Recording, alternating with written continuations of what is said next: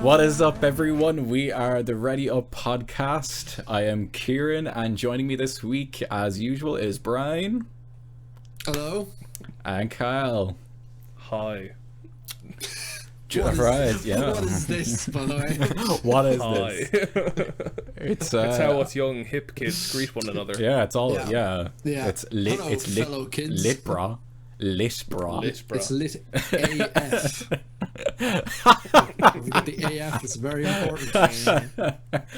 Right, so this week we are carrying on the Attack on Titan, and we are doing Season 3 Part 1 because Season 3 has so much in it. It's best to kind of keep it short.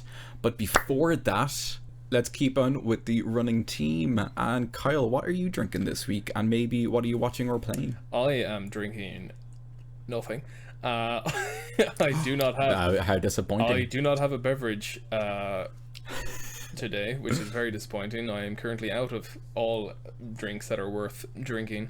I'm not a designated driver, so I don't have the excuse that Brian had last week of drinking the Earth's nectar. You're just out of your I alcohol. am just out of alcohol, so cannot drink any. So no point. First thing I have to say, are you okay? No. It's just a completely new world for you. I don't know, man. Yeah, man. Things are strange. Colors seem a little bit duller. Songs are a bit off tune. It's a dark world we live in.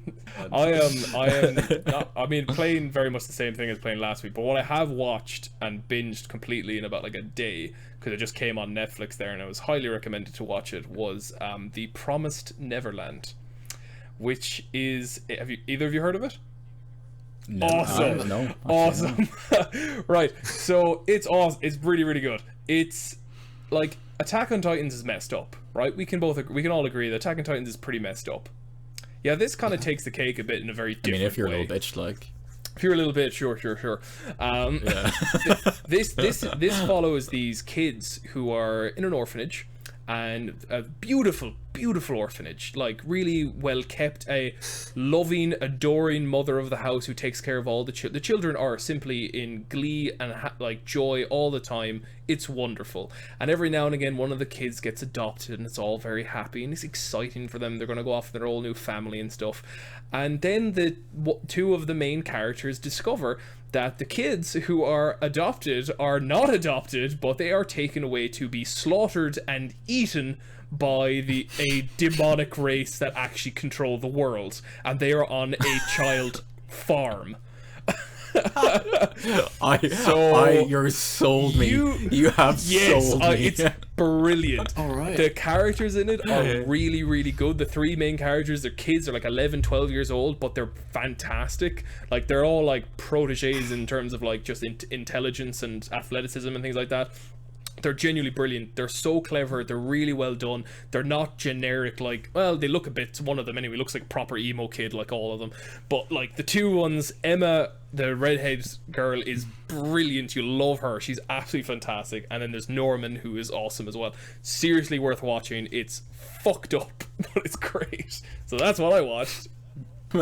Brian, what are you drinking and watching or playing? Because you've been excited to say this.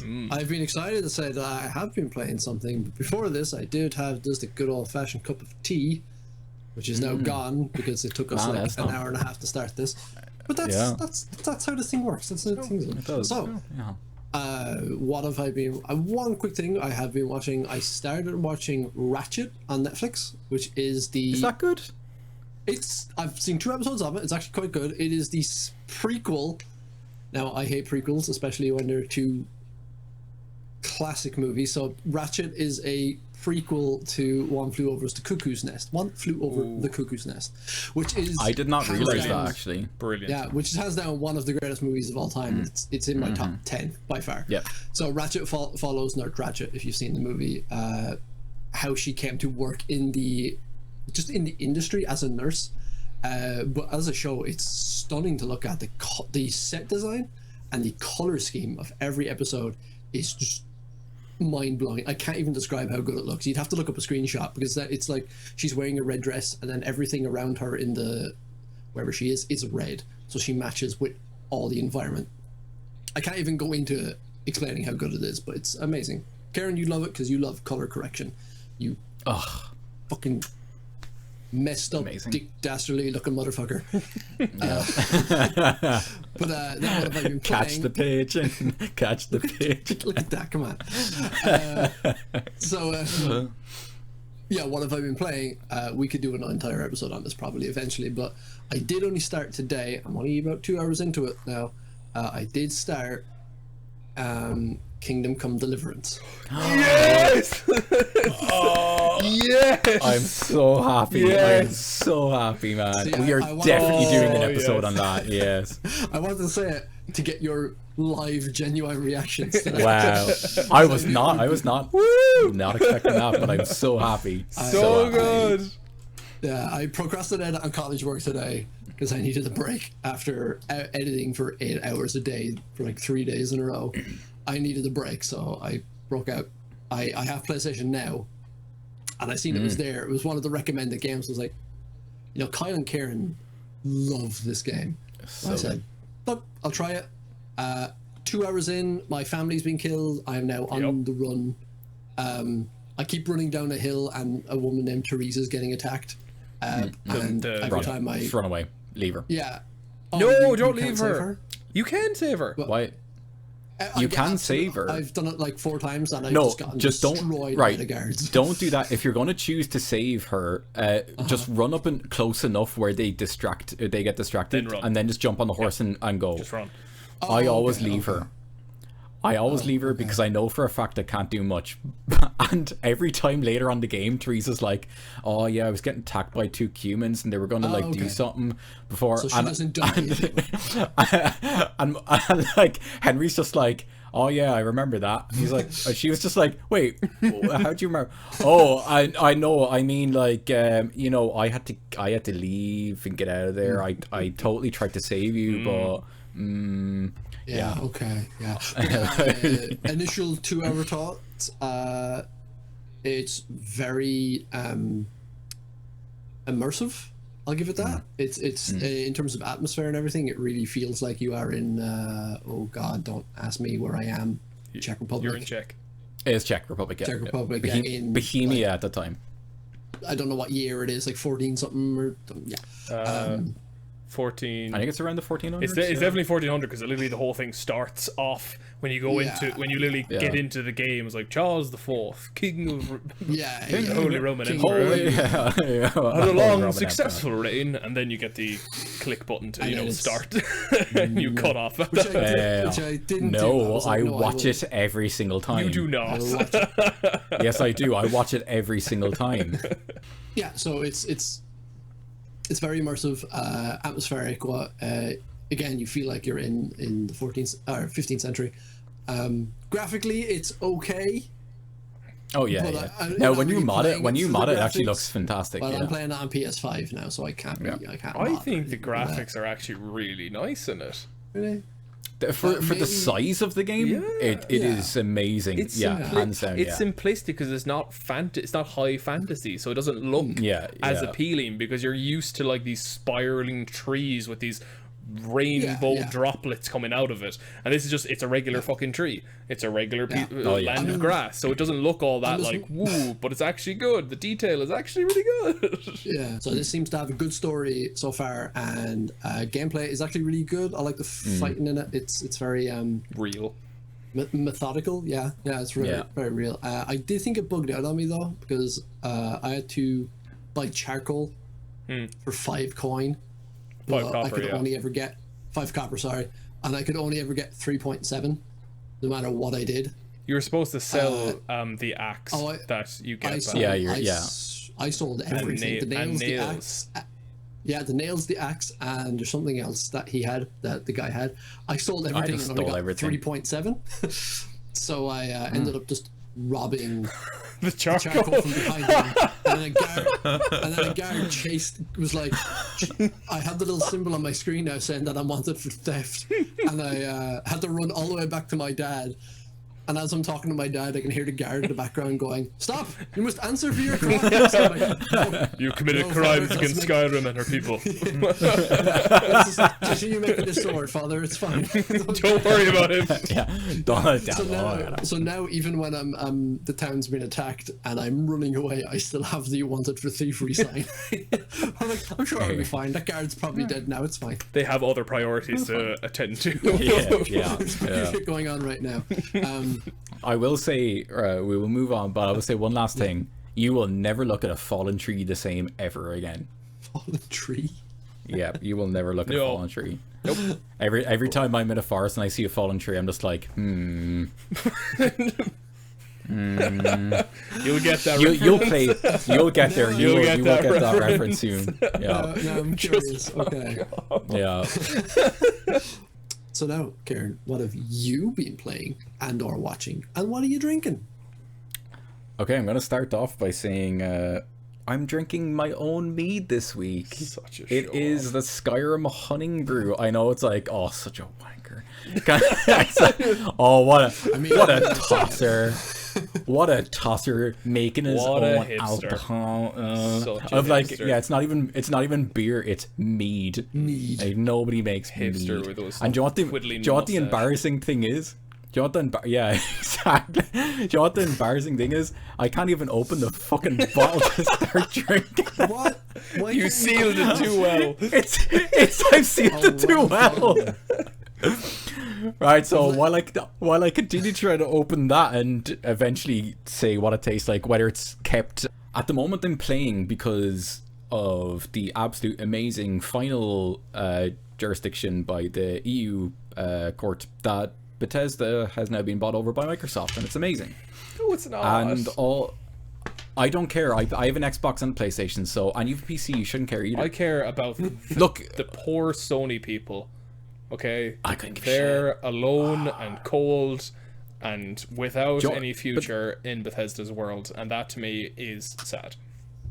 That's It okay, is no 'cause look it's fine. it is absolutely sad, but Microsoft has done the smart thing and it's bought one of the most successful developers and publishers in the world Oh, big time. of gaming for Microsoft players. They've bought it to essentially give great games to Microsoft players, and that's a good thing. I got it home So I, Oh, you yeah. can see, Yeah, can see yeah. why they had to do it. Like they had to buy something with a strong IPs Had to. because Oh, PlayStation yes, was yeah. walking all over them with God of War, Spider-Man, Yeah. Horizon Zero Dawn. They had so many exclusives that were just they just didn't even Microsoft didn't have a chance to even compete at all. Yeah, I completely agree. Sony has had that kind of like they have all those games. They have absolutely everything. And the worst thing Microsoft has done for the last few years ever is gone to E3 and announced that hey, they have nothing except buying new studios to future give games. Yo, I heard you like Gears of War and Halo. Yeah, that's the they, How yeah. about even Look, more? I love Forza, I love Gears of War, and I love Halo, but stop relying on those three. Yeah. Now, look, it's getting to the Nintendo, point Super of where, Mario, Zelda. They're a lost cause, Brian. Yeah, I They're a know. lost cause. yeah. Look, It's now getting to the point where Xbox are starting to release some great games. I'm really looking forward to the new Hellblade. I played Medium. I played Medium. That's an amazing game. If you haven't played it, I highly recommend anyone to play that.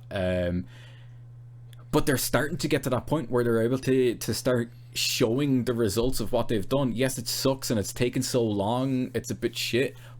But I think they've got there. They're finally starting to give some good games. But the thing that I started off on is the fact that like a lot of the Bethesda back catalog are now on Game Pass. So I downloaded Dishonored 1, 2, both of like the hands down some of my favorite games. I love Arcane Studio. I think if they made more games, they would probably be one of Bethesda's best studios. Like Prey was amazing. Deathloop that's coming out. I'm really excited for that.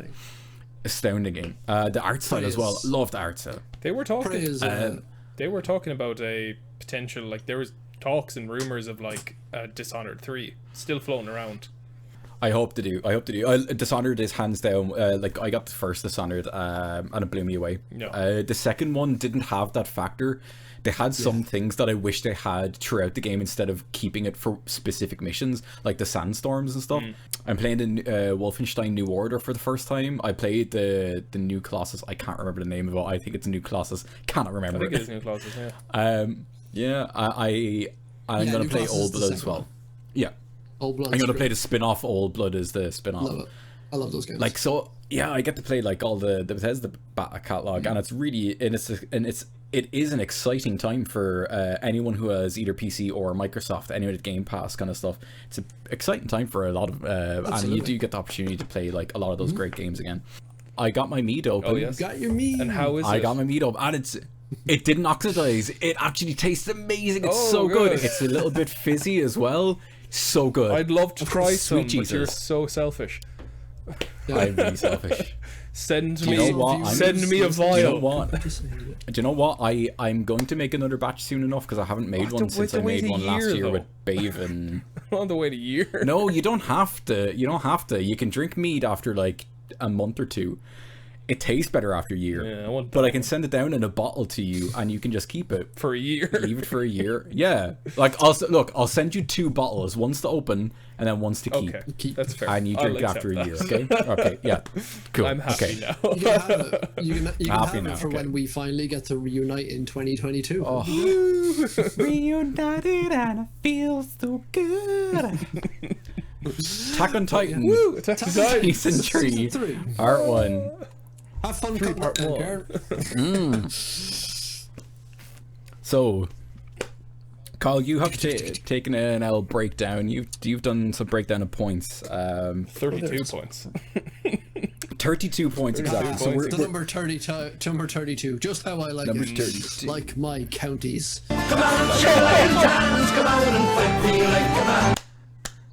I don't actually believe that, but I just could not make that joke. No, I'm sorry. Oh, That was shit. the most beautiful thing ever. So, season 2 ends off with Beast Titan up on the wall, and a kind of a further development into the potential of hidden secrets within their government and the military. So it starts off with essentially our main groups, all the main characters in their, I don't know, secret location, training Eren Their to hideout try thing, to harden. One mistake we made kind of last week is we essentially just broke that. Instead of breaking down, we just kind of, summarized season 2.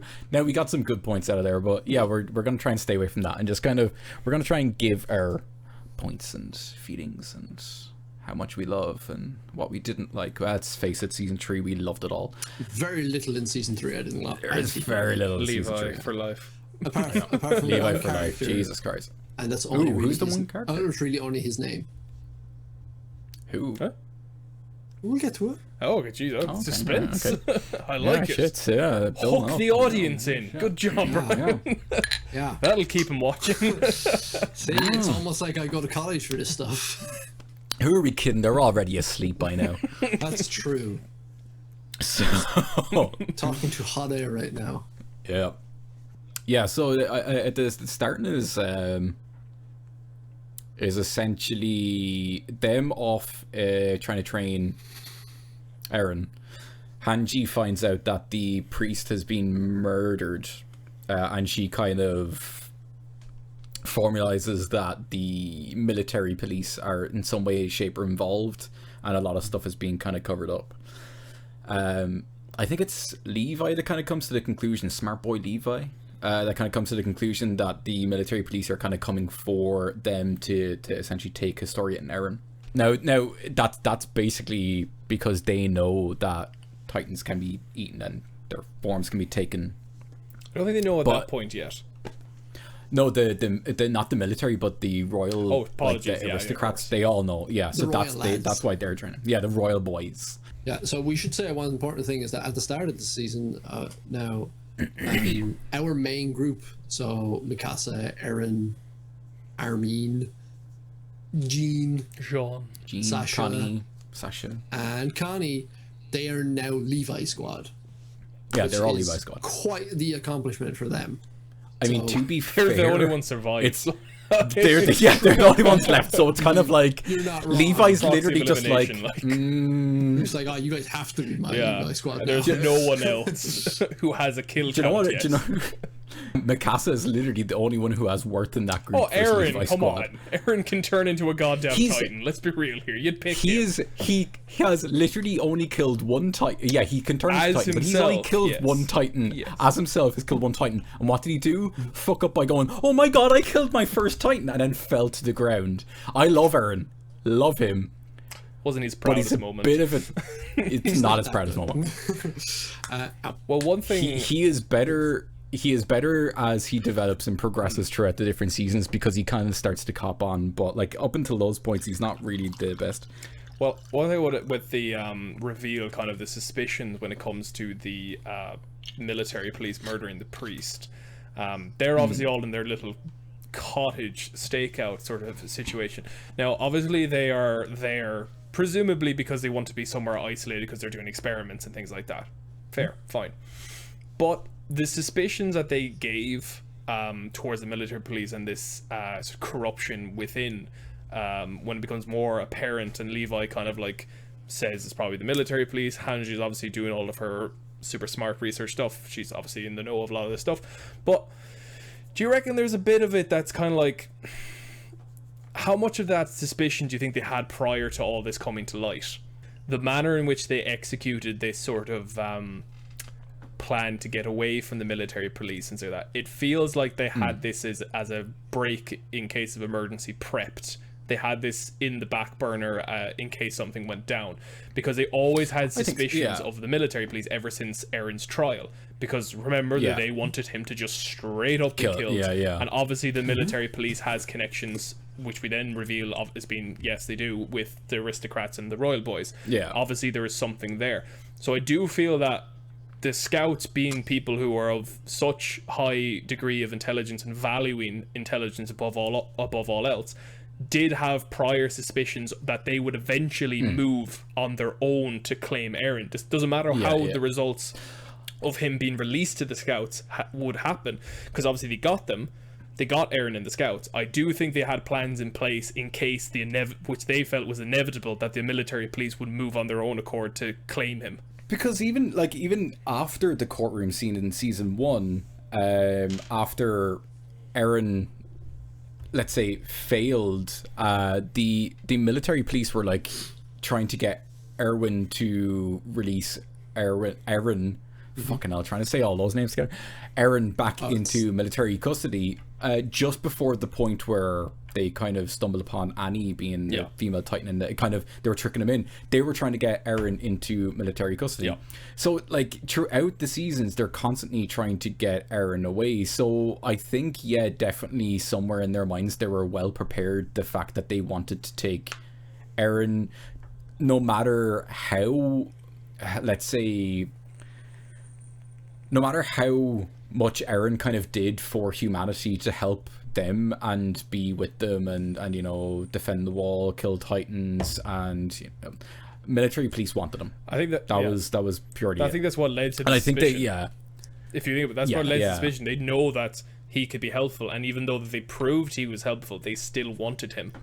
And still wanted him, which just shows where they knew he was the founding guy. where is their priorities, because clearly it's showing that it's not with humanity's best interest, it's something else. There's an ulterior motive there.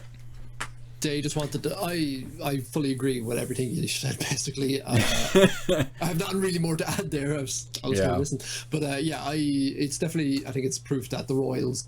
I think they knew that Aaron had the founding Titan, and they just wanted him back, so they could tighten their grip on the citizens of the city. So Brian, because you didn't get much to say in the last one, how would you like to talk about the scene where they move into Trost, and then eventually good old boy Kenny comes along and says hi? Good old Kenny. Love Kenny. Kenny's great. Kenny's great. Kenny's great. Kenny is one of the greatest introductions to Attack on Titan, and I really wish he had a lot more in it. Love Kenny. But I hate his name. So Kenny's Kenny's name. name. I hate Kenny. Kenny's the name. Like, thought you hate Keith. To be fair, I completely agree. It's like Kenny the Ripper. It just doesn't have that. Yeah, it's like Anyway, so so in a long-standing tradition, we have a decoy squad. So the Levi squad, they need to get into trust, so they pose a decoy convoy and a regular convoy. So as is tradition, Gene, my man Gene, takes over as the decoy for Eren, and which is hilarious because this is the second time it's happened now, because this happened in season 1. And he even comments on it. He's like, I don't look anything like him. Why are we doing this? And then Armin takes over as Historia, or Krista, which is just, again, hilarious to me. Yeah. It happened and I actually audibly chuckled. I was like, of course you are. Who else would be the decoy? Who else? You look at Levi's squad. Who else is going to be Historia? So both convoys are attacked by different squads. So our decoys of Jean and Armin are attacked by Reeves, the merchant, who again was back in season 1. He blocked up the tunnel and Mikasa forced him to I open completely forgot that was the same fella. Yeah, same guy. Oh shit, yeah. Damn, I completely forgot that. This show and its ability to recall one character or one scene So good. from like 3 seasons ago. it's one of my favorite things about it. So Reeves kidnaps. He's been hired by the Interior Police because the Interior Police want Eren, as we've just said. So it leads me to probably one of my favorite scenes in season 3, and it happens in season 1.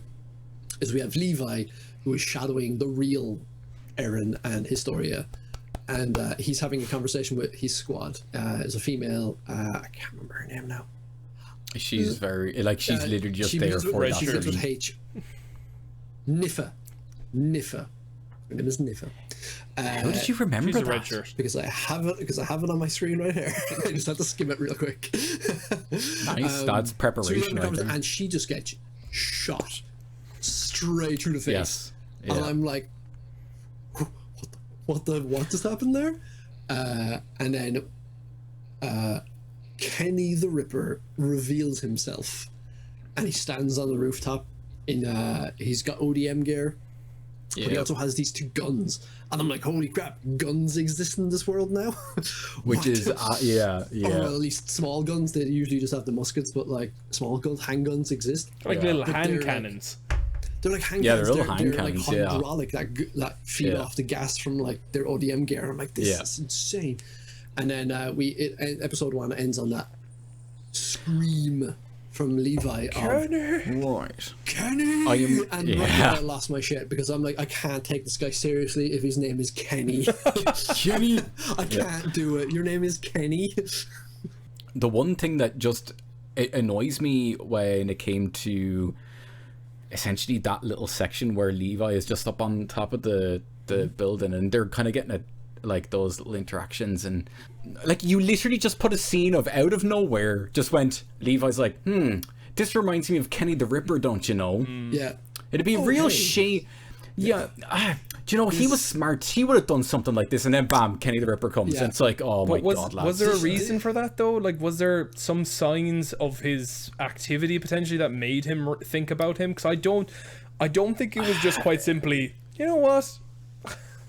Yeah, just like, look. Do you ever think about that serial killer guy? He was crazy. He was crazy. He was. Oh shit! Oh god! Oh, brains.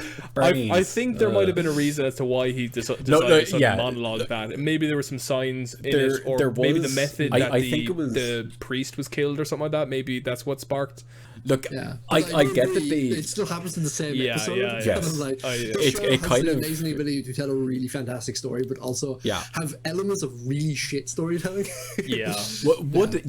Like, to be, for example, like we said last week, if they had a sprinkled in season 1 and 2, just little bit. Do you know what? Like, do you know when you watch like a film and they might have a character just kind of subtly to the side reading like a newspaper, and it might have like text on the front to give this small little story reveal that later on plays into the whole overall arc of the movie. Yeah.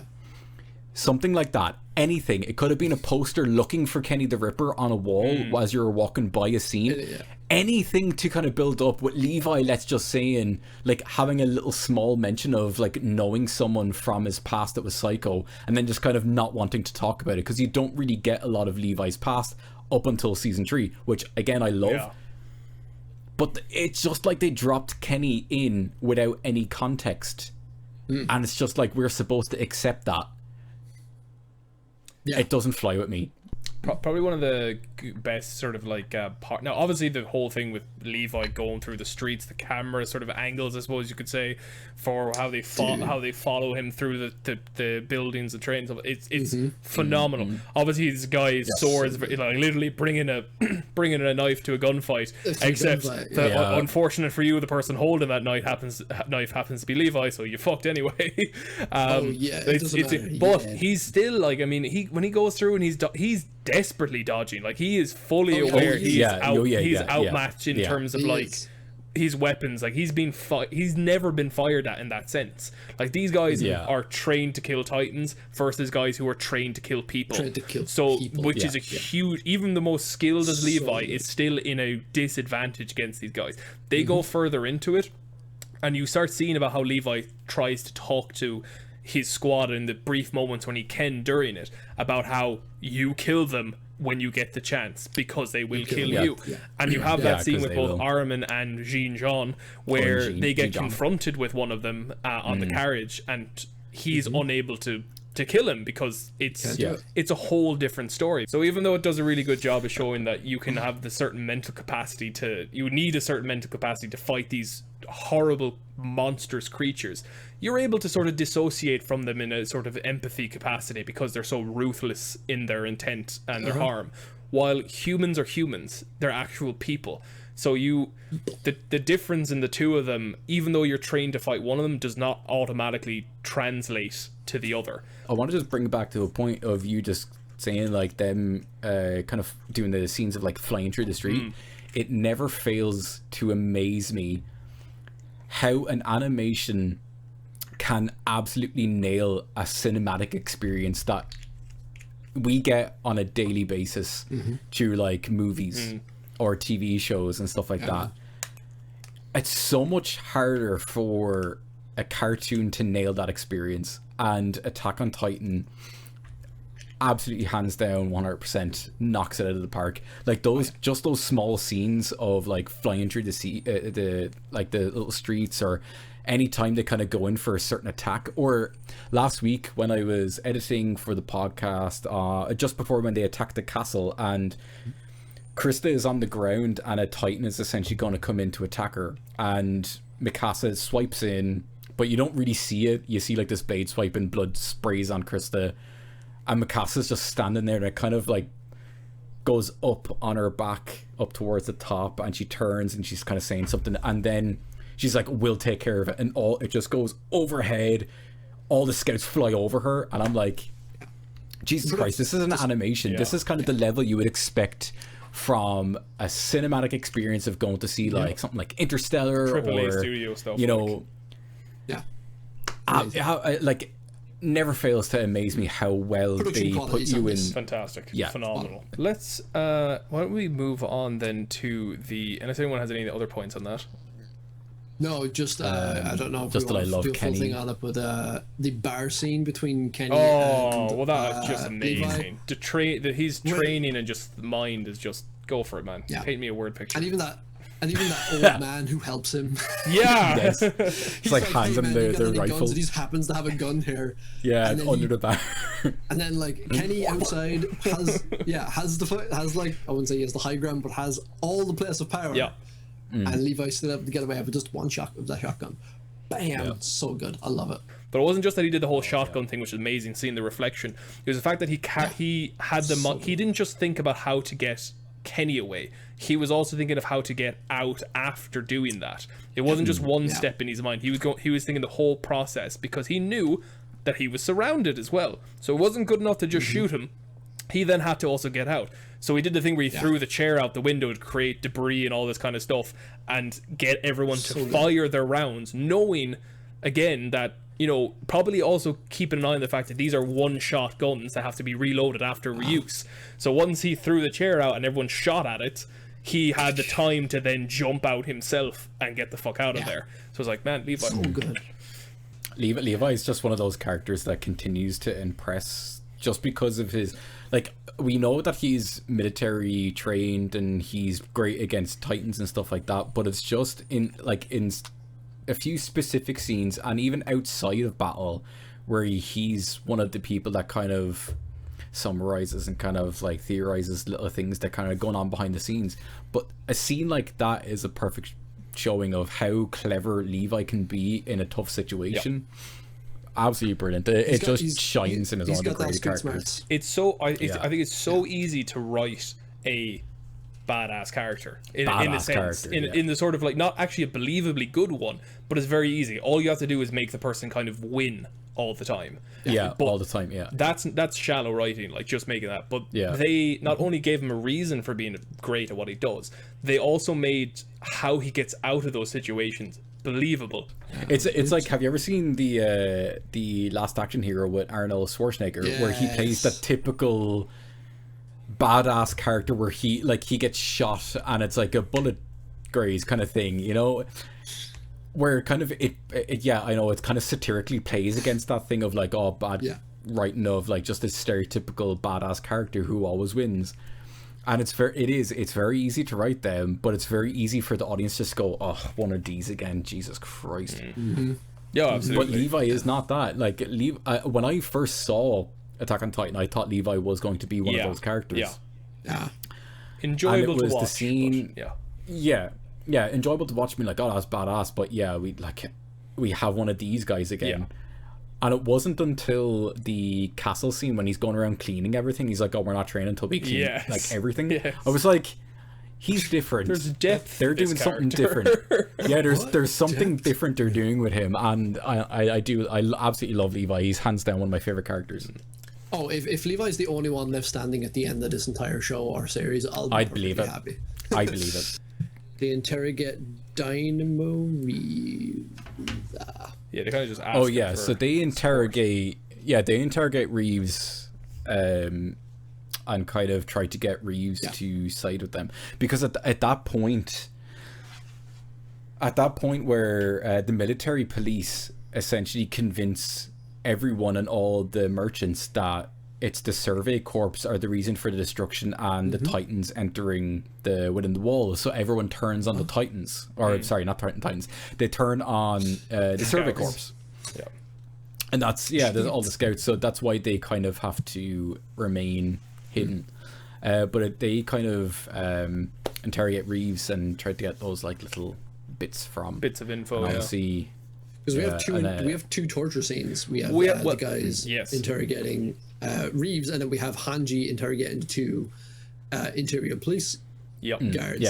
And they do it in a really clever way. Where there's two of them. There's obviously clearly the stronger of the two, and then we have we are going to torture the weak one, but really they just have him reading from a script, and then the stronger guy can hear all of this.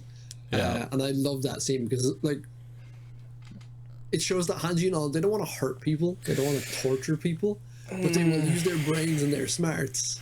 The torture scenes I thought were really interesting, because we said there's three different there's three interrogation scenes, shall we say. Only two out of the three were actual, like you could say, torture actually took place in terms of beatings and things like that. So one thing I found a bit like looking back over it was, why did they do that to some and not the others? And that's kind of got me kind of thinking about, again, the scouts' motivations and what they're sort of willing to do, because they had every reason to actually torture Reeves, because that's like at that point in time, what they knew about Reeves is, one, he nearly got a bunch of people killed trying to stuff his crate of supplies through the wall, and that he also helped try to kidnap Eren and Historia. So clearly not a friend. In the exact same way those military police that they tortured weren't either. But they didn't actually commit any acts of sort of physical torture. I might be misremembering. I feel like they didn't with Reeves. They definitely did with the two military. I think it was more suggestible. But this is where I'm coming from in terms of like they literally had them sort of like in their own minds. They sort of did a little bit of valuation for everyone that they were about to interrogate. With Reeves, they saw potential to help them further. That would torturing them wouldn't have gotten them there, so they didn't. Yeah. But for the military police, the rest of the merchants against them. Yes, but for the military police, they saw only the need for information and nothing else. So they happily tortured them. Like, because I'm pretty sure they beat the ever-loving shit out of those two guys first. They didn't just bring him in and then do the scripts. Because your man, if I remember the scene correctly, he was in a chair, he was bloodied and beaten. Levi was having a field day with him. Levi and Hanji both are wearing butcher's aprons. Yeah, absolutely. Yes. So they were totally fine with doing that, doing something as apprehendable as torturing someone for what they obviously deemed as being the greater good. So those are the torturing scenes. Anyone else with an opinion on those? No, man, you fucking nailed it. No, you pretty much nailed it. I thought the same thing watching that. I was like, it's interesting how they're not doing it to Reeves, because if they do it to Reeves, they're going to turn all the merchants against. They lose the car. I mean, they then lose his son, who becomes important later on. It is kind of one of those things of military police and the general public are kind of, you know, they see the general public as people who are just misled. They see the military police as people who are comfortable in their position and want to stay in comfortable positions, and they will do anything to stay there. So they're covering up stuff. They will turn on the Service Corps. They will go and, you know, commit essentially conspiracy and shit like that, you know? So there's that separation of, I can't torture a merchant because he's not really doing anything that no one else would do in that position. The military police are doing it because they are kind of choosing to do it. But are they not just pawns as well? This is the thing. Like... Now, in the greater scheme, yes, but I think the majority of the military police, obviously, it's proven later on in some of the later episodes, the military police, like, there's a fair few of the military police that aren't comfortable with the stuff that's going on. But some of the military police, and obviously the ones that are, I suppose, tortured, are ones that are well and truly comfortable turning on everyone else for their own benefit, kind of thing. And I think that's the difference, that Levi and Hanji are kind of like, but did they? I'm okay torturing. But did they know that before they tortured them for the information? I think because in the position, because one of the two guys that were in the forest, they were just on an out. They were just in an outpost. Later. The guy that they tortured to find out where Aaron and because are located. But they were, because remember, Levi finds the two, I cannot remember the names, they've slipped my mind, the two military police out in the forest. Oh, and yes, names, I have them written down. They explain, thank you. Where though? Mallow and Hetch.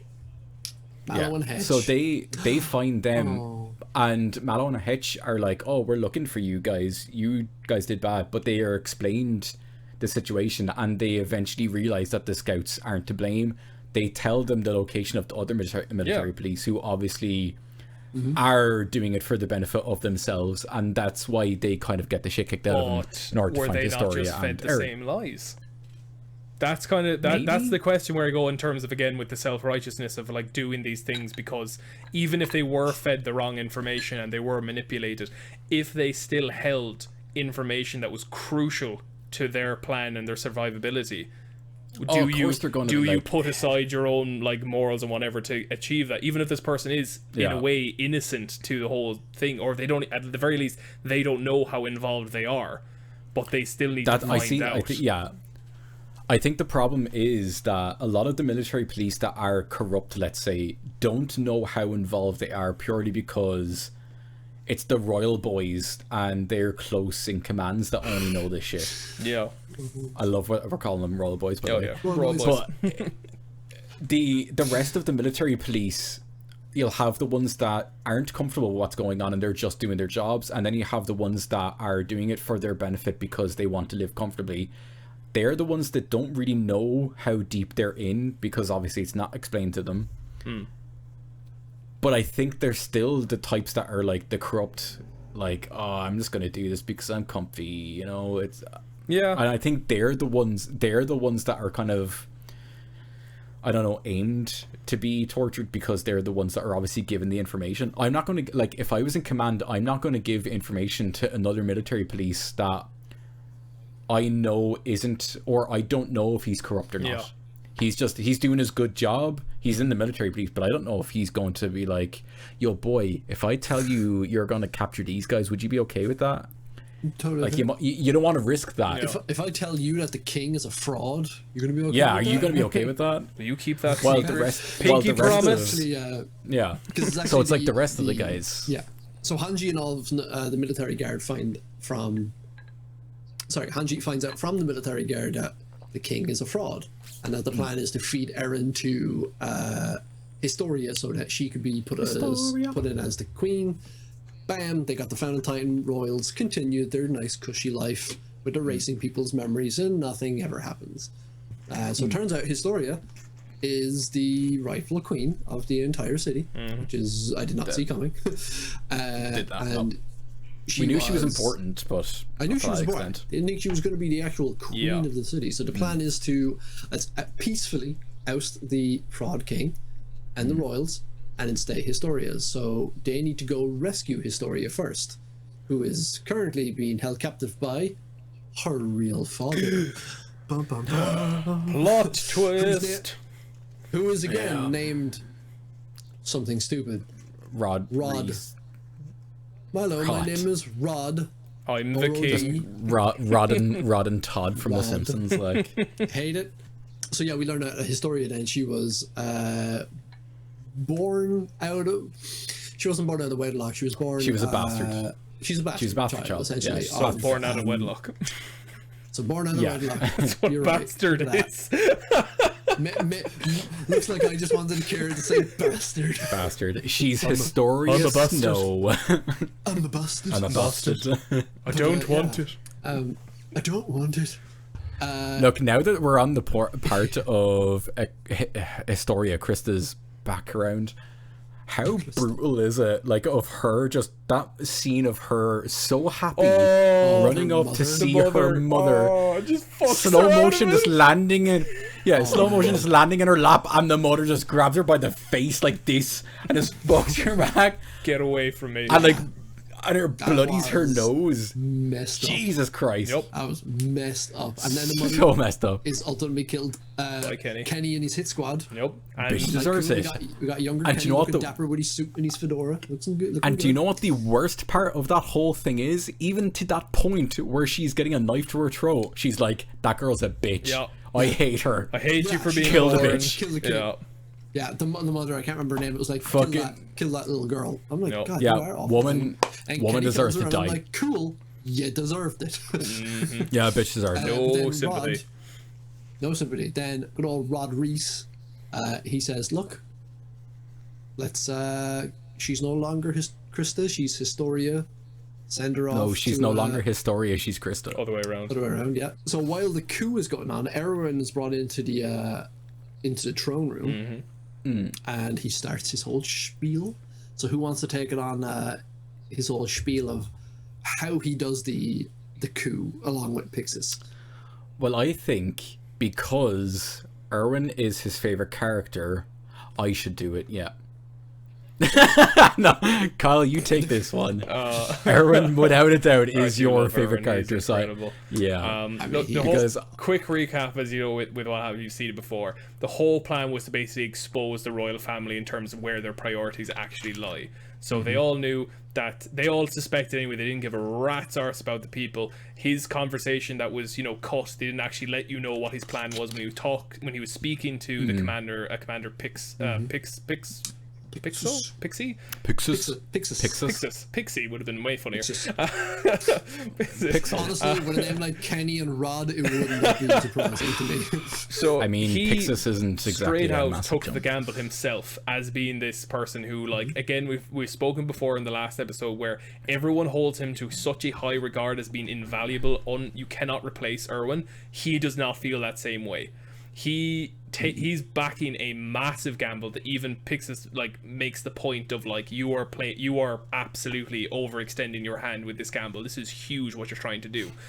Totally backs the idea, but will have no part in it whatsoever if it blows up in his face. Erwin, not even a flinch. He's fully invested into it. He's going to do it. Smart. Pulls up that BS. Titans have attacked. Wall Rose has absolutely collapsed. It's the exact same as Wall Maria. And you saw the immediate reaction of all the royals and the aristocrats there that their priority was to close and shut the gates of their Sina.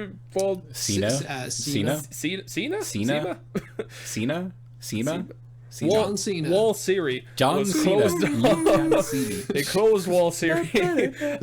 And even the military police who were completely like Siri, could you close the wall, please? with them in it. They completely had this moment of like, wait, what? We're actually just gonna let all of them die.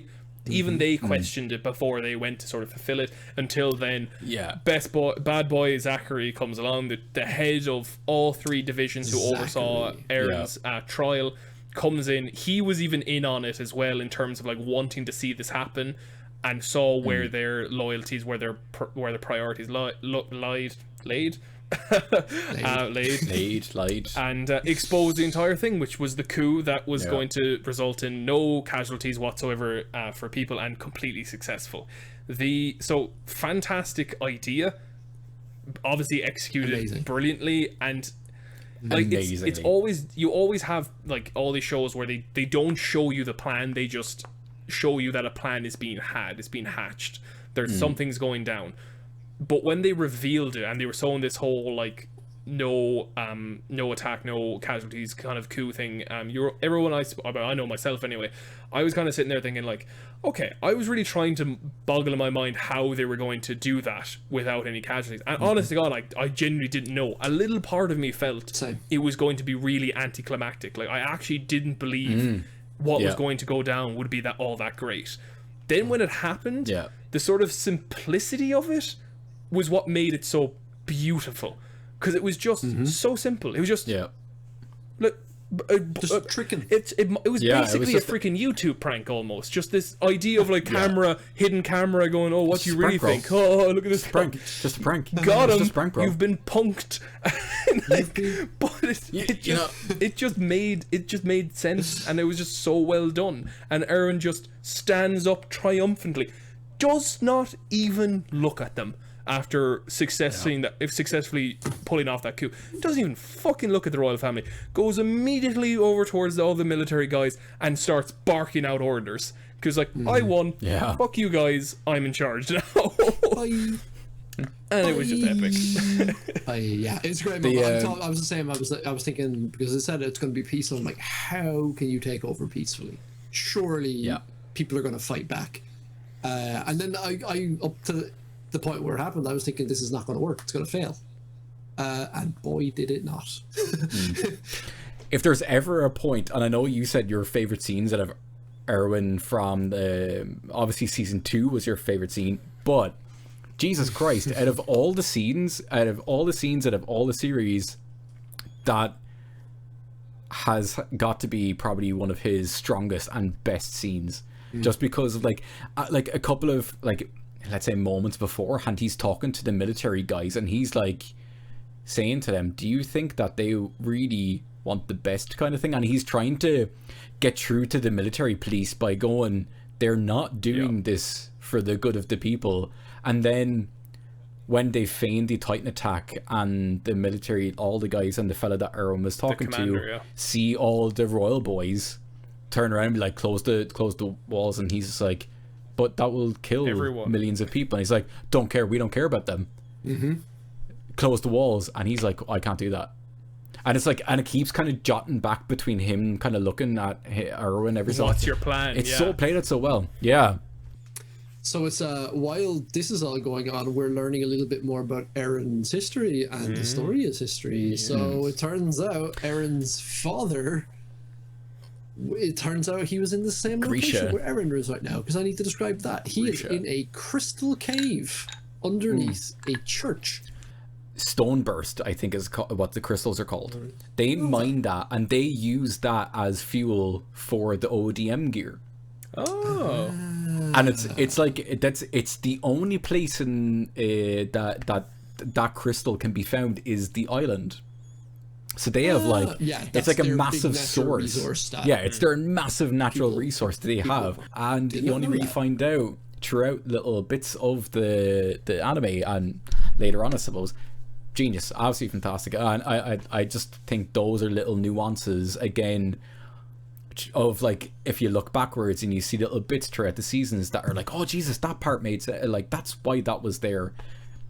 It's all that series is just so smart with the little things that they place throughout the whole of the series that just little details, a lot of details that just are just like, that's smart. Thank you. Eren is chained up in this scene, in this cave, and he is going to be fed to Historia, because Rod has a serum vial that turns people into Titans. So he's going to inject Historia, who's going to eat Eren. She becomes the founding Titan, but upon touching Eren, Historia, they both have a bit of a vision. So we see that Grisha, Eren's dad, which was also a Titan, which I think is the first time we see that. It is. That. He attacked the Reese family in the same cave, and wiped out Historia's family apart from Rod Reese. So we know now that Grisha, Eren's dad, wiped out the Reese family essentially, and he took the founding Titan for himself, with the idea of passing that on to Eren, which happened again. There's a great callback to a scene from season 1. Where apparently it looks like Grisha is injecting Eren with something, and we don't know at that point what that is, and we get the full reveal of it now, of Grisha injected Eren with the Titan serum. Eren transformed into a little itty bitty Titan, ate Grisha, his own father, and inherited the founding Titan, which was pretty awesome. And it's surprising that during this entire scene, Eren, he's kind of checked out of life. Yeah. He does not want to go on anymore. He begs Historia to eat him. It's like, do it. Please end this for me. Please, I can't keep doing it. And Historia essentially bitch slaps him. like, and Levi. No. And Levi, because Levi later on in it. But let's give Historia the credit. It was mostly Historia. Let's give Historia the credit. Because she big props. She said, no, we are going to make our own destiny, which is an awesome thing. And it's kind of harkens back a little bit into the overall theme of the show of, like, you know, what are you going to do with your life? You're going to go do something heroic instead of just die. Or Historia and Eren's like, we're going to go do something good for the world. We're going to reveal everything instead of just keeping it all. To quote Game of Thrones, they're going to break the wheel.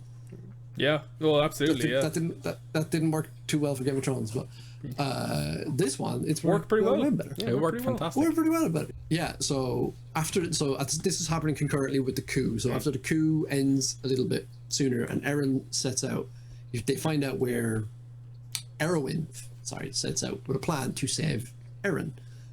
So Squad Levi arrives at the cave just in the nick of time, as heroes do, and there is a bit of a fight in the caves, but it's done really well because Squad Levi don't have guns, and Kenny's hit squad do have guns. So how do you fix that? Smoke grenades or smoke barrels. And it's such a good fight because it's the first fight in a while that I thought, oh no, anybody could die here. Yeah, anybody could die. Yeah, and you even led to believe, I think Hanji got injured. Hanji, she gets messed up in that fight. I remember her getting smacked into the wall and falling to the floor. Yeah, and I thought she was dead. Yeah, I thought she was dead, and I I did too. I was absolutely like, "Whoa." died inside. Yeah, I was like, God damn it. So look, Squad, Levi end up getting to Aaron. They saved the day. So Rodriguez is growing into his massive titan, and he's crumbling the cavern around him. And that's where Aaron, once again, everyone, like the entire main cast of the entire show is all backed up against the wall. They're all looking like they're gonna die, and it's still there that Aaron freaks He's a little out. bitch. He freaks He's a little out, and bitch he's there like- for a second. And he's like, this is all my fault. If I didn't get captured, if I wasn't involved in any of this, none of my friends would be here. This is it. I fucked up. Oh no. And then that's where Levi, he doesn't hit him, but he verbally bitch slaps him. Oh yeah. He's like, "You Levi's just like, would you stop." just cop the fuck on? just Yeah. stop.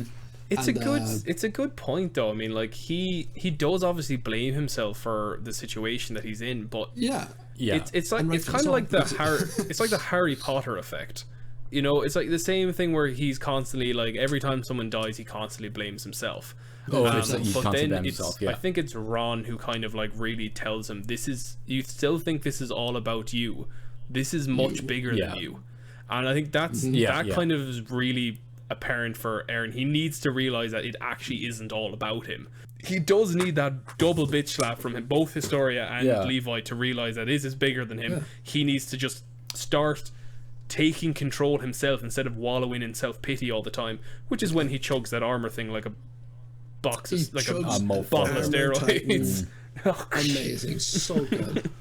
So yeah, what happens after that then? Okay, so They Kenny's essentially- badly hurt, and Yeah, Rod Reese he's dying. has turned into some kind of slug titan.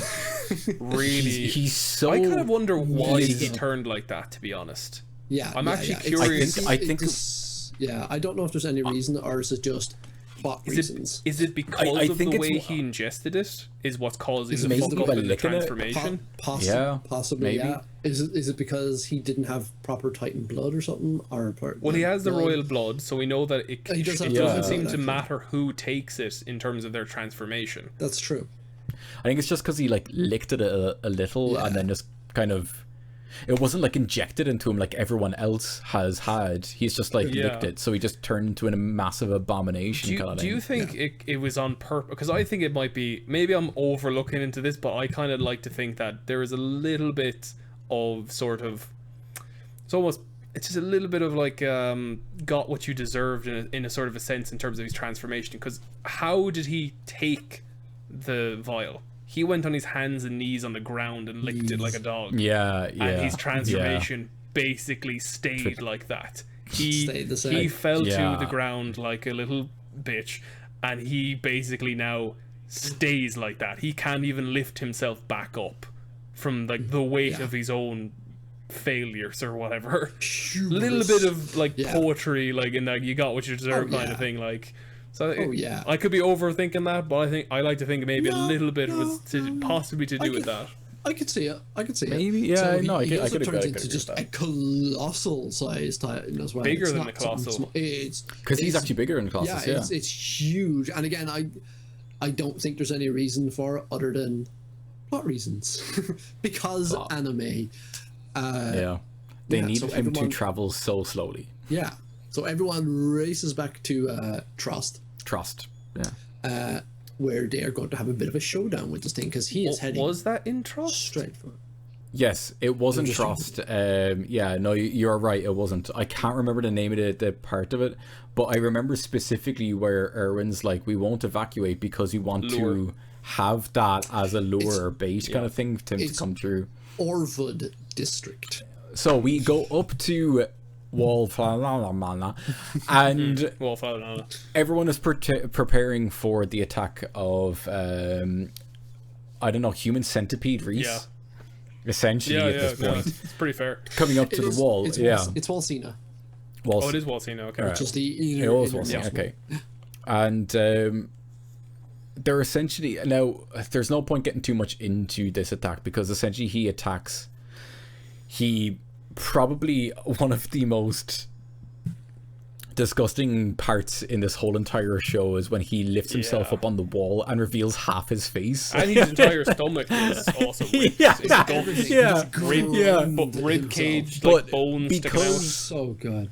Yeah, it's probably the best looking because he is so big, they can't attack the nape of his neck. So they surmise that if they dislodge him in some way, so they blow up his, I think the appendages is like arms-ish. They blow that up, have Titan Aaron shove a whole load of gunpowder barrels down his throat and explode him into massive chunks. And everyone shoots off onto the wall, attacking each chunk, or trying to find like the specific chunk with Rod Reese in it. And it so happens that little Krista Historia, the woman from season 2 that could only just repair Reinhardt's arm, Reiner, that is kind of, she's like, so like she's not even in season 1. Basically, in season 2 she's kind of seen as this ditzy girl that doesn't really do a whole lot, and in season 3, just from that point in the cave where she really comes into herself, big time, she is the one to find Rod Reese, kills him before he can regenerate, lands on this cart in front of all the people, throws down her weapons, and she's just like, I killed this motherfucker. By the way, I'm your queen. I'm the rightful queen. Don't forget I'm the rightful queen. That Erwin and her had a bit of a conversation on the wall. She asked to be the one. Yes. She wanted it because they wouldn't respect her. Yeah. It wasn't also just that she asked. Erwin also knew she was going to ask, because there was a bit of a double, like, it was kind of a two birds one stone sort of scenario, because despite the whole leave the people in to lure him, it definitely seemed like he also, because he also mentioned beforehand that she asked to be queen is not just a case of throwing the crown on her head in happy days. Erwin fully knew that people needed to see Historia do something like that to earn their respect. I think they both sort of called each other out on the wall about that. Historia knew that was what, after asking and he just flat out accepting, like, yeah, cool, you do that. Historia leaves and kind of goes, did you plan this? Like, wait, what? Did I win that? Did you plan? Yeah, sure, you planned it. Aaron's like, what? Oh no, that's just one happy girl. You did this. There's no accident. Yeah, he is just happy little coincidence.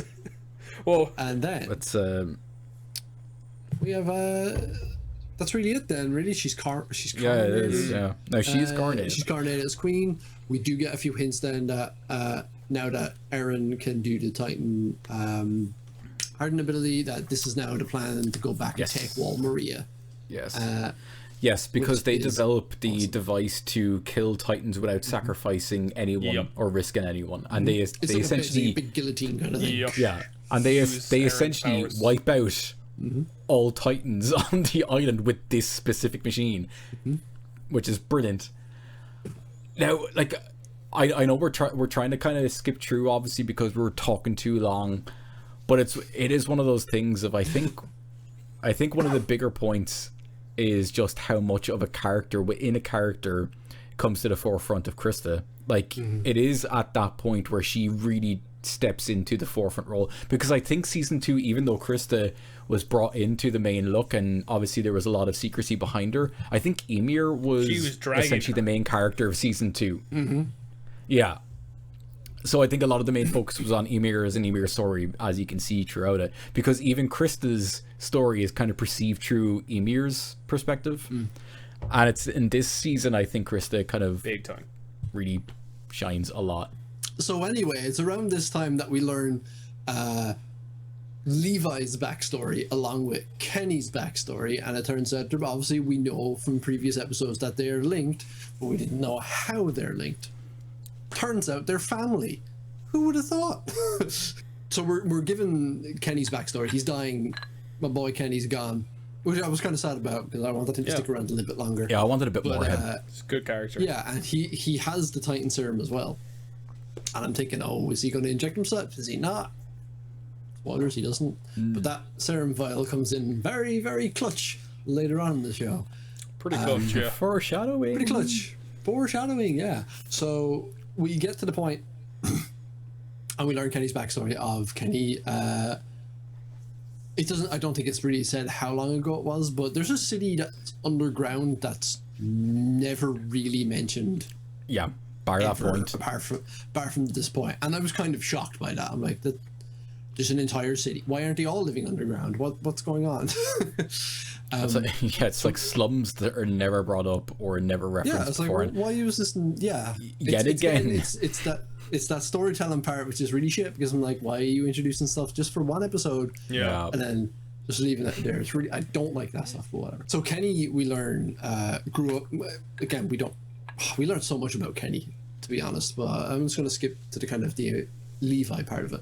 So Kenny's going to visit his sister, who is a prostitute / lady of the night, and that scene made me really uncomfortable, because it's again how they draw how sickly she looks. Yeah, how sickly and everything. It's like really messed up. It's kind of the same with Marco. Yeah. Yep. It's like kind of how they drew him. But then we learned that Levi is in the same room. Levi just hung out there in the room because he's a kid. He doesn't like know what to do really. It's kind of like the small girl from last week's episode that we were talking about, how her mother was getting eaten by the Titan, but she didn't know what to do, so she just sat there. So we learned that was Kenny's sister, which makes Levi his uncle, or he is Levi's uncle. And then we have the montage of Kenny raising Levi and teaching him the ways of the slums or whatever. How to survive. And then one day, how to survive, basically, yeah. And then one day, he just up and leaves. So what do you guys think of that? What do you guys think of learning Levi's backstory? Or all yours, Kieran. Yeah. It's by design. Levi is a character that's left in kind of this shroud, let's say. Not a lot is mentioned, but he's a very mysterious character. Everyone knows Levi's this badass, but we don't know much about his backstory. But it's nice to get those little touches of Levi as a person, because it humanizes him. You're taken out of I'd say, for example, if you're watching a movie where your hero, let's say, is just winning constantly, you're like, when something happens, you're just like, oh, this is but he's gonna win, it doesn't matter, who cares, you know? But if you have a character that is brought in, he's humanized, you know, there's something like he's gone through, you know, there's like something to risk, you know, there is potential that he might falter or fail. It makes it more interesting. It makes him a three-dimensional character. He's not just one-dimensional. I'm a badass. It makes him. For me, I think it's because it creates this. He's not invincible, so at any point we could lose them, or that he could lose. So the fact that he overcomes those parts to win makes it more realistic, and it makes it more exciting as a viewer to watch. Yeah. But even just learning his backstory is just absolutely fantastic, and it just adds that extra level to Levi, and it gives you that extra appreciation for him. But like I absolutely love Kenny, and I again, as you said, Brian, and we all kind of said earlier on, I wish Kenny had more of a role within it. It's one of those things of Attack on Titan, and I know some series do this where they try to chuck in characters every so often to different seasons, and try to make them more important. Oh, look at the phones. But again, I loved them. I absolutely loved them. I wanted more of them. That's your point there with Levi, humanize him, like absolutely 100%. I agree 100%. But I think as well, it wasn't just Levi they humanized. They humanized the shit out of Kenny as well. Kenny was just a lunatic. Yeah. Kenny was just a lunatic. And then they decided, actually, you know what? There's a genuinely good reason as to why he's on that side. And again, kind of ties back what I said about this whole self-righteousness. Kenny was the bodyguard of the predecessor's father. So this Historia's half-sister, I think it was, her dad was... Which I think Kenny is was the original king, too. If I'm not mistaken. I think he's the original king. Yeah, he is the original king. He was bodyguard to him, and he spoke to him about why he does what he does, and his reasonings for it being because, you know, again, in their own mind, this is the way for peace, basically. So either I don't think Kenny ever totally bought into his reasoning for it, but he certainly obviously in some way had either respect for him or liked him, especially before the whole transformation thing probably happened, when he was because they mentioned how he changed after he like got these powers and things like that, and he was kind of a different person, and Kenny was still there for him and didn't really understand a lot of the stuff he was mumbling on, because no one other than him as the founding Titan can comprehend even what's actually going on in their heads. So Kenny was like massively humanized there in such a small confined time, right when he was dying. Again, you can kind of say it's a little bit of a cheap kind of thing, like you're only doing now, but also it's not easy to make it believable, because again, they're bringing back previous episodes and showing you more.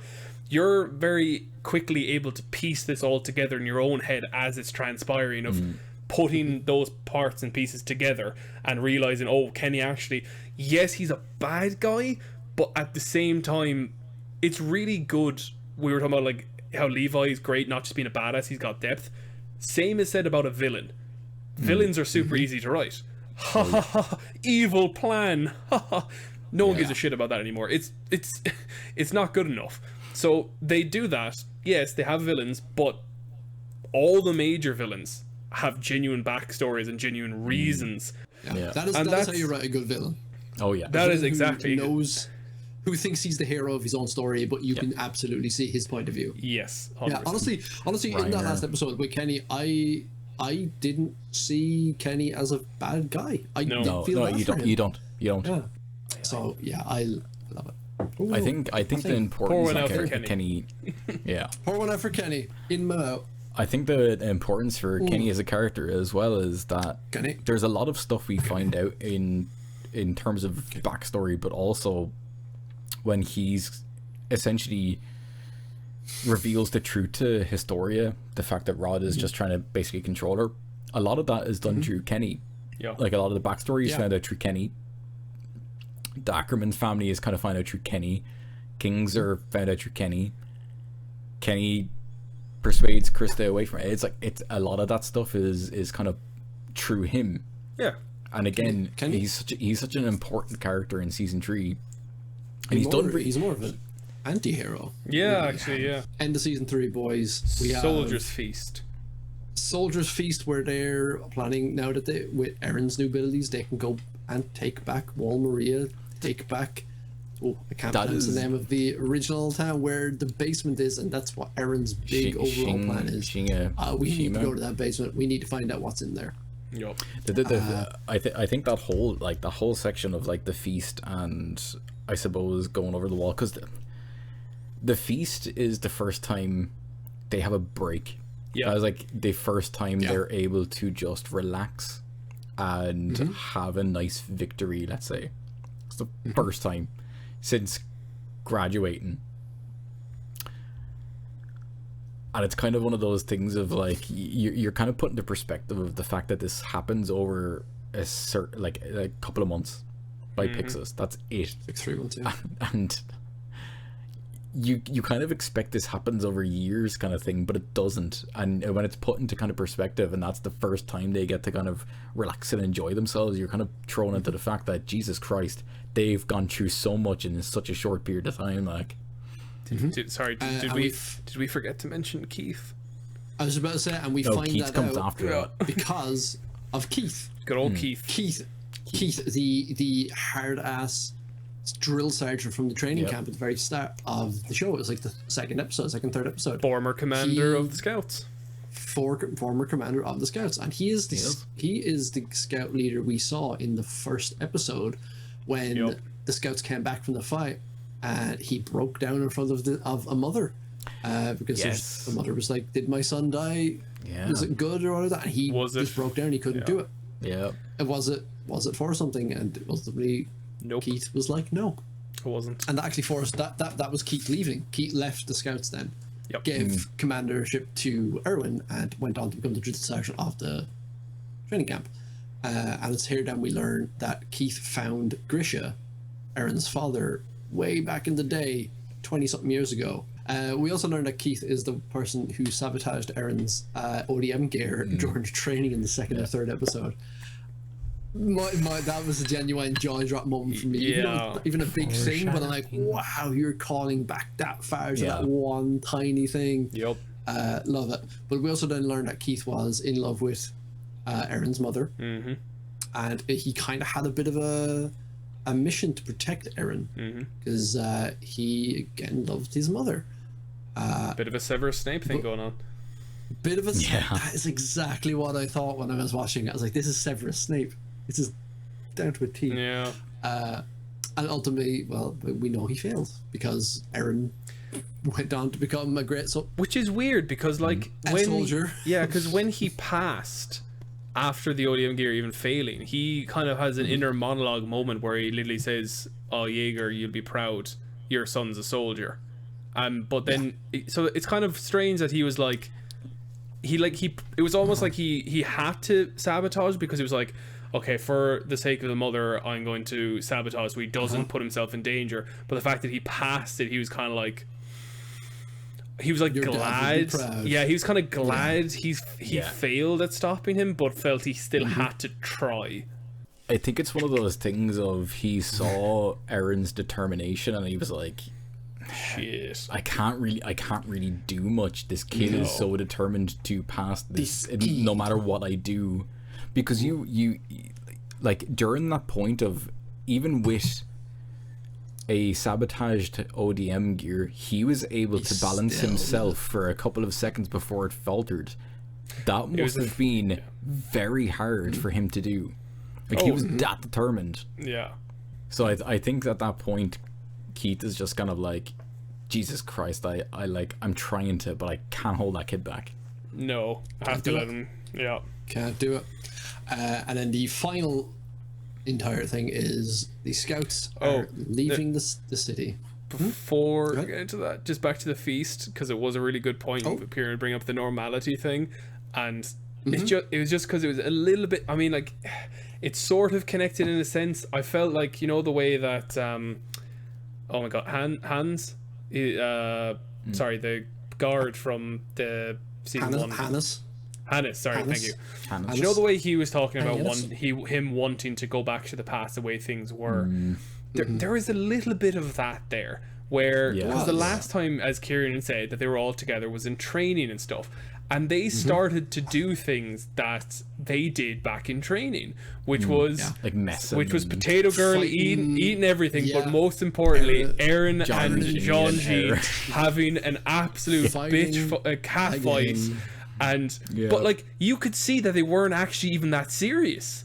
They were smiling, I'm pretty sure, as they were fighting with each other, because it was just like let's just have a bit of like, oh my god, how much more simple was it when we were all like, you know, bright-eyed and thinking we could, you know, thinking everything was going to be great. We were all together, we were all alive, and you know, just get a little bit of that normality back of just taking the piss. We're all arrogant and stupid again. We're all just, even though we know tomorrow we're all going to kind of die. We're all going to die. Yeah, like it's going to be a tough fucking challenge. So just reclaim that normality back, even for a night. I thought was very, very good. Yeah. It was also the first time since probably there were kids where Erin, Mikasa, and Armin could just sit down. And just sit on the steps, look at the night sky, and just talk. Yes. So then after that, it's the morning after. Squad are up on top of the entire scouts are on top of the wall. They're gonna go without hearing without announcing it this time. But then somebody, it's Friegel, the son of Reeves, or Reese's son. Reese's son, sorry. He shouts up, and then he has the entire, well, not the entire, but section of the town comes out to wish them good luck. Massive amount. And it's not what they wanted. And then Erwin gives, again, top speech, man. He's shouting. Also, it's called back to our very first Attack on Titan episode, like when Pixis was doing it in season 1. I don't think anyone could actually probably hear him. Oh, they heard him. They heard him. He's a deep booming voice. You hear Erwin. Fucking Beast Titan heard that shit. Yeah. And then we have just an astounding speech, riding off out of the wall the entire scout squadron. It has just this bombastic, amazing, exciting music going on. Cuts back to the wall. Then I think we see Reiner, Bearholt, and the Beast Titan Sitting on they're the there wall, waiting. They're beyond waiting, protecting, they're in trust. Boom. They're in trust, and then because it's they're not in trust. They're in the original where. No, sorry, they're in. Why do I keep calling Shig? Because Trust is the only one I remember the name. Yeah. Yes. But anyway, and then we go cut the black. Don't forget as well, they asked, like, when was the last time the scouts had a sending off like this? Yeah. And Lily said, never. Jesus Christ, the excitement of that whole thing, it still resonates today of the fact that they had never had that before. Like, nobody in the towns had ever really cared about them going outside the wall. They just gave out when they came back. But at that point, that's the thing, they just gave out. Money. But at that point, everyone, and it goes back to, I suppose, the last episode we were talking about, when I was saying it was only kind of later on where everyone kind of goes, oh Jesus, if we work together maybe we could actually get through this. It's at that point that the citizens actually start to get behind the military as a full force. They are completely all together at this point, and they're just like they're completely supporting what's happening. Oh, it's totally first time ever now, has happened.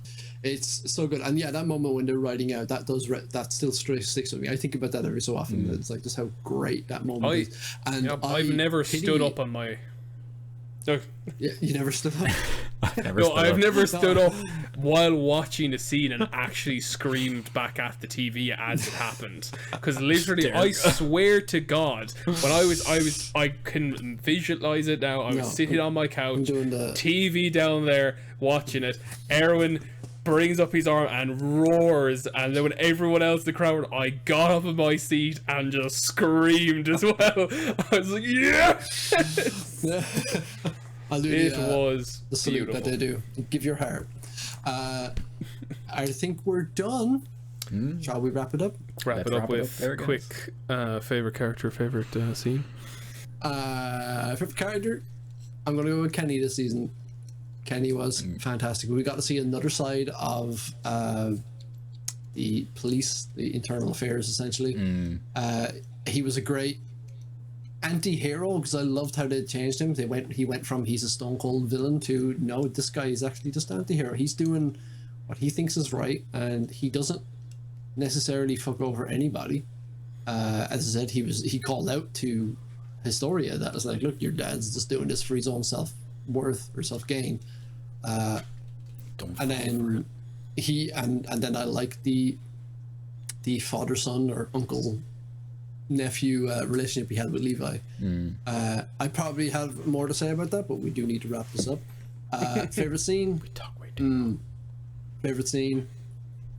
I think it's the initial attack on Levi in the first episode or second episode from Kenny's squad, because it's so tense, because it's the only scene of that show where I was worried for Levi. I was like, this, and it was a completely new kind of threat, and I was super excited to see what it was about. So yeah, that was my very quick thoughts on that. Kieran, you next. All right. My favorite character of this season is probably Historia, because as I said earlier on, season 2, even though she's like mainly introduced as like one of the central characters, it mainly takes it from Emir's point of view, let's say. Season 3 is like, it really brings her out of her shell, and it's at the point where she kind of realizes that, you know, Reese is trying to use her as a puppet, and she's just like, no, I'm going to live my life, and I'm going to do what I want, and how I go forward is how I want to be. Even at the point where she's like, they kind of go, we need you to be queen, and she's like, I accept. This is what I need to do. It's my choice to do this because this is what needs to be done. brilliant. And even just her badassery as well. Like, she really comes out of her shell in season 3. Like, on one of my, it goes to like my favorite scene as well, is the point where Erin's just chucked a gun barrel in Reese's throat, blows up, pieces everywhere, and she just zooms down, and she's the one to come across scene. Reese. Yeah. And she kind of has that point of like flashback, and makes the decision and kills him, lands in the car, stands up in front of like everyone who's just seen this, and she just kind of announces herself as the queen. And Kyle, you? Goes without saying, my favorite character is absolutely the priest at the beginning. I mean, like, he was just the way he died off screen. 30 seconds of screen time. I mean, you can't pick a more integral character than the random priest man. No, I mean, come on, it has to be Commander Erwin. I'm sorry, it just has to be. Yeah. He's too integral. No. Oh, I know, crazy. He's too integral to everything that goes well, but it's so earned as well. I could literally do a 2-hour monologue on this man. He is phenomenal. I will say honorable mention absolutely Historia. Historia's character is phenomenal and well worth the pick, and Kenny as well. But Erwin, it's another thing of sometimes less is more, and Erwin just has those moments. He's not actually in it that much. In terms of like screen time, again, Erwin isn't in it that much. But when he is on, fucking Christ, you listen to everything. He commands that attention always. He does have a commanding presence. He does. He is Anthony Hopkins in anything Anthony Hopkins does. Yep. Your eyes are drawn to him, and you cannot take him away from him. Doesn't matter how many limbs they take away from him, you are watching this man's every move. Yeah. Goes without saying that my favorite scene then is, I mean, like, the whole coup scene, phenomenal, loved it, but nothing invoked such a reaction the same way that the ending over the wall with that scream. It's so simple and straight. It's 2 seasons and a half of build up to a moment where the scouts actually literally and metaphorically stand at the very top, because they have literally risen up to the very top. They have taken over the government.